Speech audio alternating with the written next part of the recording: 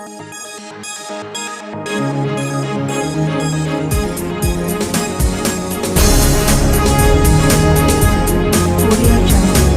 हमारे समाज उपस्थित है राजनीतिक तीसरा मोर्चा के अमरेंद्र कुमार जी, जो 188 दीघा विधानसभा ये फुलवारी विधानसभा क्षेत्र के भाई प्रत्याशी हैं। मैं उनसे कुछ वार्तालाप करूंगा, उनके बारे में जानूंगा कि ये अपने क्षेत्र के लिए इनके पास नया एजेंडा क्या है। सर, जनता की आवाज़ में बात करने के जनता की आवाज़ में आपका स्वागत है। सर जी नमस्कार, मैं अमरेंद्र कुमार फुलवारी विधानसभा का प्रत्याशी बोल रहा हूँ।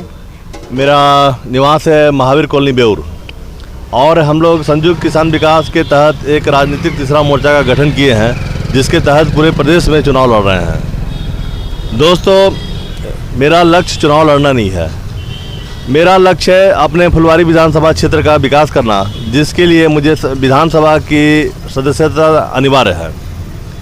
दोस्तों, हम लोग अभी तक जो हम लोगों का जो चुनाव देने का जो परंपरा रहा है वो बिल्कुल गलत है।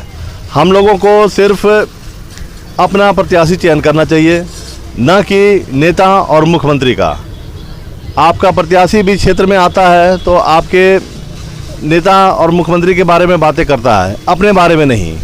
आपका प्रत्याशी शिक्षित, कर्मठ एवं जनता के संवैधानिक अधिकारों को जानने वाला होना चाहिए। मेरी शिक्षा दीक्षा, मैं एमएससी केमिस्ट्री, मैंने इलेक्ट्रॉनिक्स इंजीनियरिंग किया हुआ है, मैं एक्सपोर्ट इंपोर्ट मैनेजमेंट किया हुआ है, मैंने कंप्यूटर प्रोग्रामिंग किया हुआ है। तो मेरा मानना है कि अगर शिक्षित लोग विधानसभा जाएंगे तो अपने योग्यता के आधार पर क्षेत्र में अच्छा विकास भी करेंगे।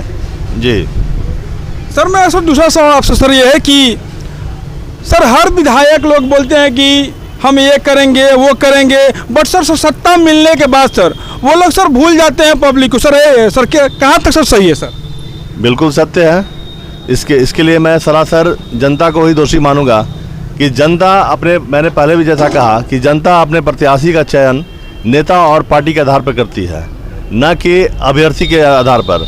आप अपने अभ्यर्थी को पहचानें जो आपके क्षेत्र का ही होना चाहिए। देखिए, चुनाव का प्रावधान कितना बेहतर बनाया गया है। हमारे पूरे बिहार प्रदेश को 243 क्षेत्रों में बांटा गया है, जिसके तहत हर प्रत्येक क्षेत्र के प्रत्याशी का चयन करना है।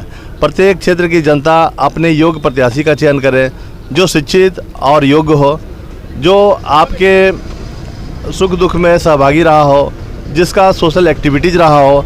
ऐसे लोगों को आप विधानसभा भेजेंगे तो निश्चित काम होगा ही। सर, मेरा सर नेक्स्ट क्वेश्चन सर आपसे ये है कि अभी जो इलेक्शन का जो माहौल चल रहा है सर, ये जो सर चल रहा है ये इलेक्शन का माहौल, इसमें सर कुछ लोग ऐसे भी विधायक हैं जो आचार संहिता का उल्लंघन करते हैं। सर उन पर आपका सर क्या विचार है? सर देखिए, जिनकी टेंडेंसी, जिनका व्यवहार गलत है वो गलत करेंगे ही, उनको नहीं रोका जा सकता है। बहुत बड़ी विडंबना है कि इस बार भी चुनाव में बहुत से अवांछनीय तत्व, असामाजिक तत्वों को प्रत्याशी बनाया गया है, उनको टिकट दिया गया है। अब जिनका काम ही है नियम कानून को तोड़ना, तो वो तोड़ेंगे ही। और जब ऐसे लोग विधानसभा में जाएंगे तो क्या संविधान को मानेंगे, क्या नियम को मानेंगे, क्या नियम को बनाएंगे, ये तो भगवान ही जानता है। सर, मैं सर नेक्स्ट क्वेश्चन सर आपसे है कि आप सर अपने पब्लिक के लिए 188 फुलवारी विधानसभा क्षेत्र के लिए सर आप सर अलग क्या करेंगे सर अपने पब्लिक के लिए? सर आपको सर वोट क्यों देगी? सर आप ही को देगी सर, दूसरे क्यों नहीं देगी? सर ये बताइए, इस पर सर आपका क्या विचार है? सर देखिए, मूलभूत एजेंडा तो मेरा जो है वो शिक्षा है ही। प्राथमिक, मैं चाहता हूँ कि प्रत्येक गांव में प्राथमिक विद्यालय, माध्यमिक विद्यालय, पब्लिक हेल्थ सेंटर, ये सब का विकास हो।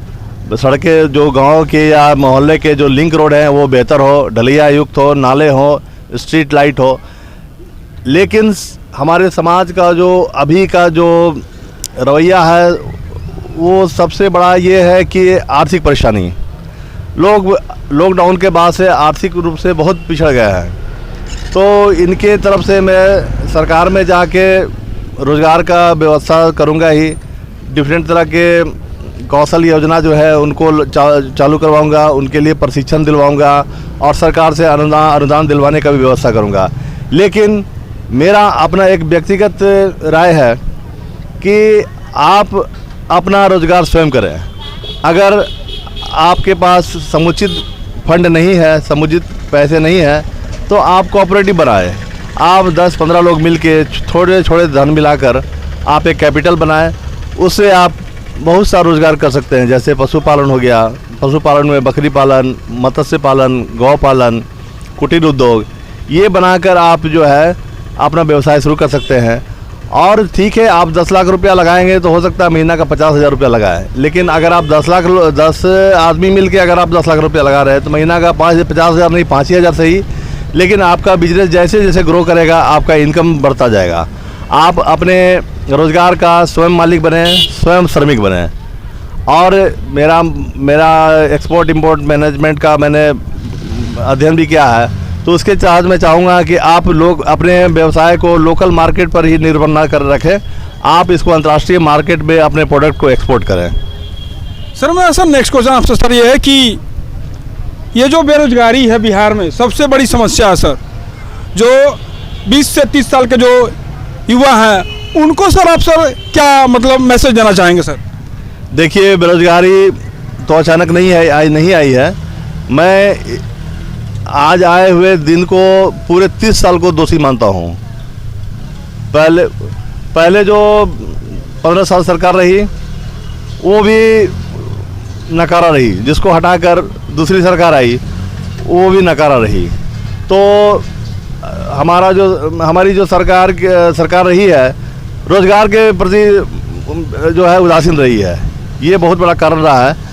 और जैसा कि मैंने बताया कि लोगों को स्वरोजगार की ओर ज़्यादा प्रेरित होना चाहिए।